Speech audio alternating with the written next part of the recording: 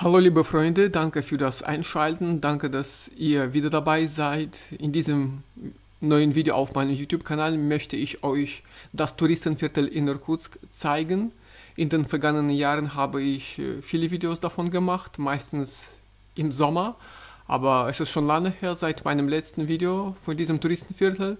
Und jetzt haben wir den Winter und ich beschloss, noch einen Spaziergang durch dieses Viertel zu machen, um euch zu zeigen, wie es momentan aussieht und was dort los ist. Dieses Viertel befindet sich im Stadtzentrum von Irkutsk am Ende der Leninstraße. Es ist bekannt und wenn ihr in der Stadt erstes Mal seid und den Weg nicht kennt, dann kann man die Einheimischen fragen, wo es liegt, und sie zeigen den Weg bis zum Touristenviertel. Am Anfang des Touristenviertels steht ein sehr interessantes Denkmal für das fabelhafte Tier namens Babr. Das ist Wahrzeichen der Stadt und der Region Irkutsk. Ist bekannt in ganz Russland und alle Touristen machen Bilder daneben und ist empfehlenswert, wenn ihr auch so ein Bild bei diesem Denkmal als Erinnerung machen werdet. Und weiter in diesem Viertel kann man die Gaststätten sehen. Dort gibt es viele Gaststätten, wo man preisgünstig und gut essen kann. Es gibt dort russische Küche, die Gaststätte heißt Schaschlikow, oder japanische Küche, der Imbiss heißt Sushi Studio, oder es gibt auch buryatische Küche mit dem Namen Khan Buz. Also für jeden Geschmack kann man dort etwas für sich finden, wenn man essen will. Dieses Video habe ich am Wochenende gemacht. Dort gab es nicht so viele Menschen unterwegs, aber ich konnte trotzdem einige Touristen sehen. Da sind überwiegend die Russen aus anderen Regionen und die Chinesen, die kommen jetzt viele zum Baikalsee. Jetzt ab Mitte Februar bis Mitte März beginnt die winterliche Touristenzeit. Die Touristen kommen nach Irkutsk und dann weiter zum Baikalsee. Besonders beliebt ist die Insel Olchon. Dort kann man sehr schönes und klares Eis bewundern und die Touristen wollen darauf laufen, Bilder machen. Ja, ist sehr empfehlenswert, aber so ein Ausflug kostet nicht billig und ja, bis dahin muss man etwa 5-6 Stunden mit dem Bus oder mit dem Auto hinfahren. Das dauert ja eine Weile.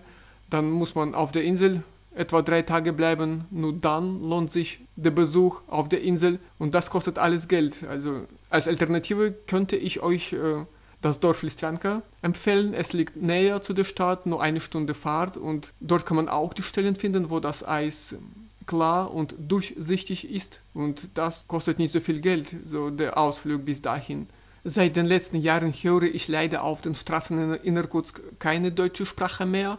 Die Touristen in Irkutsk sind jetzt eine große Seltenheit. Es gibt natürlich Ausnahmefälle, also einzelne Personen kommen doch noch nach Irkutsk, entweder über die Mongolei oder über Taschkent. Und ich lade euch gerne nach Irkutsk ein, wenn der Krieg zu Ende ist. Anreisen kann man entweder über Ulaanbaatar oder über Taschkent. Die dritte Variante wäre dann noch über Kaliningrad möglich, aber dann muss man in Moskau umsteigen und dann weiter nach Irkutsk 6 Stunden lang fliegen. Ja, im Winter ist der Baikalsee auch sehr schön, aber die beste Zeit wäre dann vermutlich Juli, Anfang August für den Besuch am Baikalsee. Herzlich willkommen, wenn ihr so ein Interesse dafür habt. Wenn ihr in Sibirien leben wollt, dann kann man die Stadt Irkutsk auch in Betracht als Wohnort ziehen. Noch möchte ich Novosibirsk empfehlen, aber bevor man die Entscheidung trifft, muss man diese beiden Städte besuchen, um zu gucken, ob sie interessant sind. Irkutsk ist kleiner im Vergleich zu Novosibirsk, aber die Stadt liegt näher zu den asiatischen Ländern wie China und der Mongolei. Irkutsk hat auch einige Vorteile, ganz zu schweigen vom Baikalsee. In der Umgebung gibt es viel schöne Natur. Ich empfehle euch, den Ort Sljudianka in Betracht zu ziehen. Dort kann man entweder eine Wohnung oder ein Grundstück mit Haus kaufen als zweiter Wohnsitz. Wenn ihr nach Sibirien nur in der Sommerzeit anreisen wollt, warum nicht? So ein Auslandsdatscha in Sibirien wäre das möglich. Aber auch wenn ihr kein Interesse für die Auswanderung nach Sibirien habt, dann lade ich euch als Touristen ein. Die Stadt Irkutsk ist besuchenswert.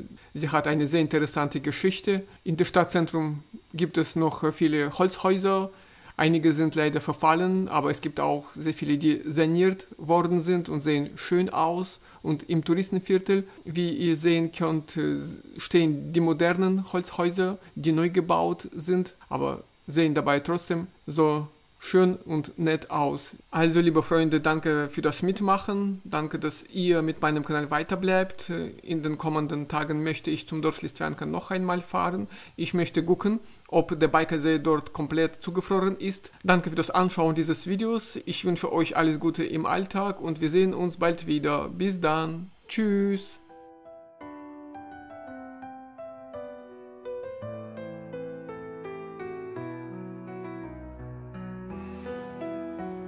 Frost in Irkutsk, die Luft ist so klar, Winter in Sibirien wunderbar, der Himmel so blau, die Sonne so hell, Schneeflocken tanzen ganz leicht und schnell.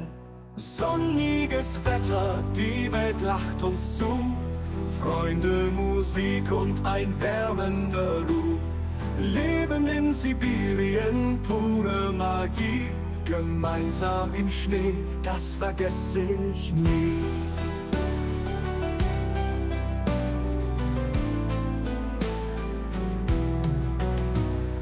Die Bäume glitzern im frostigen Licht, der Winter erzählt uns ein Märchengedicht.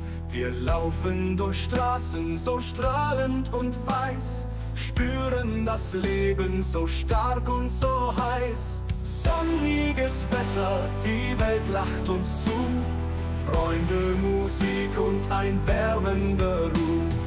Leben in Sibirien, pure Magie, gemeinsam im Schnee, das vergesse ich nie.